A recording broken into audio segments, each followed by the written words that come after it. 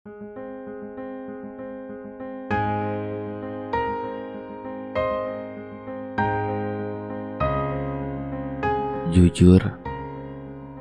kadang suka iri setiap kali lihat pencapaian orang lain yang seusia kita.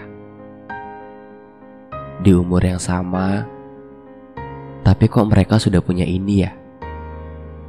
Di umur yang sama, tapi kok mereka bisa sampai lebih dulu ya daripada kita? Padahal kan kita sama-sama berusaha. Tenang, kita gak lagi balapan kok. Sebenarnya jarak tempuh kita sama-sama jauh.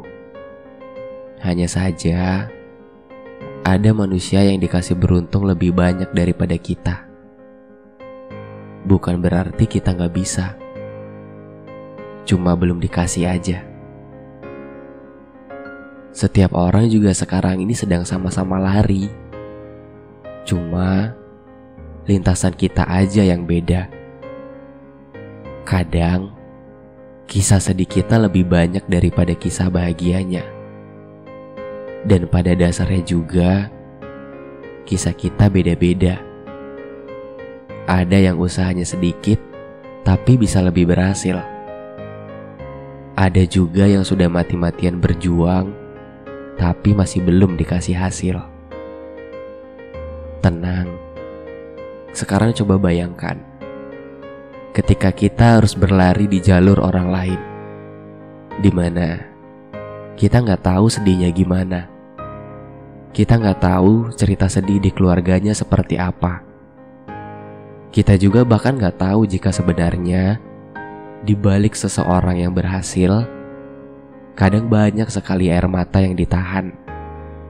Dan nyatanya kita belum tentu sekuat itu. Makanya Tuhan kasih kita jalur yang beda-beda. Karena porsi sedih, bahagia, terluka, hingga kecewanya manusia itu, Tuhan sudah atur yang sekiranya kita kuat buat melewatinya. Jadi, lebih baik terus berjalan di jalur sendiri, bukan? Mau itu cepat atau lambat, suatu saat kita juga pasti sampai ke tujuan kita masing-masing. Stop buat selalu melihat bahagianya orang lain ketika yang kamu rasakan adalah iri dan kecewa. Lalu berhenti dan mencoba sesekali lihat sedihnya orang lain. Disitulah kamu akan merasa cukup dan bahagia.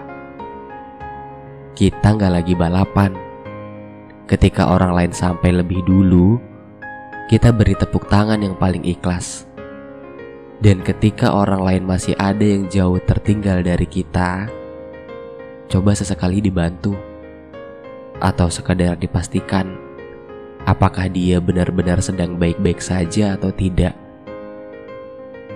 Belajar buat jadi manusia yang lebih dewasa.